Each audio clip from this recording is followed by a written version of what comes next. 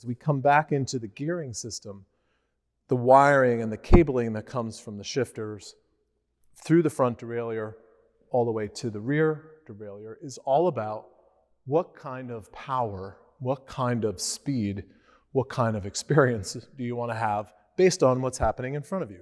If it's a flat road, you don't need to shift that often.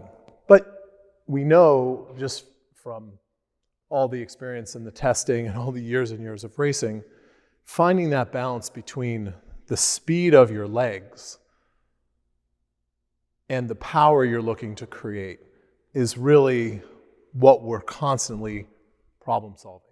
We have a hill, we have to decide how quickly do we want our legs to spin, because if you don't spin your legs fast enough, it actually builds up lactic acid in your muscles, which will cause a problem, partly going up a hill, or if you're trying to push too much gear. And so you have your inside really controlling the back, the outside controlling what's happening up front. And so we're always navigating what's in front of us, but we're also trying to consider what's coming up. So if we see a slight incline, that means we probably have to downshift. We want to anticipate making our gearing a little bit easier because we're getting more friction as a result of going up that hill. And so the front derailleur is really controlling whether the chain goes on the smaller chain ring or the larger chain ring. The larger chain ring has more teeth. So if you think about the bike turning, it takes more to turn that all the way around. If it takes more to turn it, chances are it's going to be more difficult. And we'll talk about the real derailleur in a second. The inside chain rings, and sometimes there are more than just two, will give you an easier ride because that circumference is smaller. And so the shifter then comes back and controls this real derailleur, and the short version is you're constantly using your shifters to anticipate how much gear do you want, which is controlled by the front and controlled by the back. This cog, this set of individual gears, are determining how much speed, obviously, you're going to generate, but how you're going to create that speed, how you're going to create that power based on which gear you select. Back here, the smaller the gear, the more difficult to turn.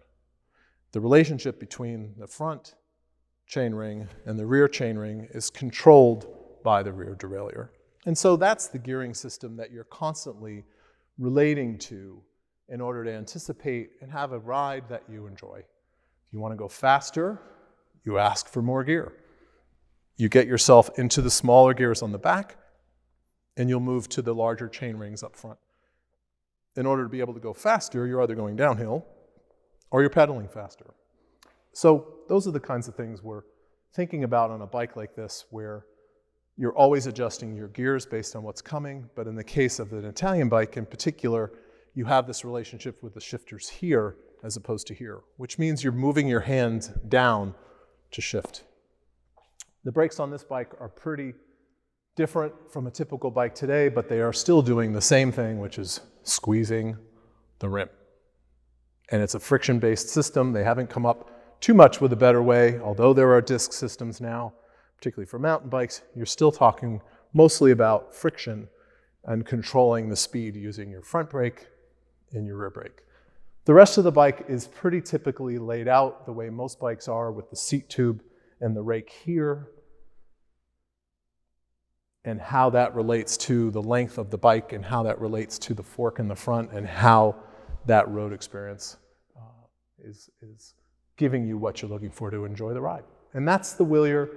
We use these bikes as a choice additionally to guiding the trip, and gives you a chance to go out and have a slightly different experience on something that's beautiful and artistic in a way that is unusual to find today.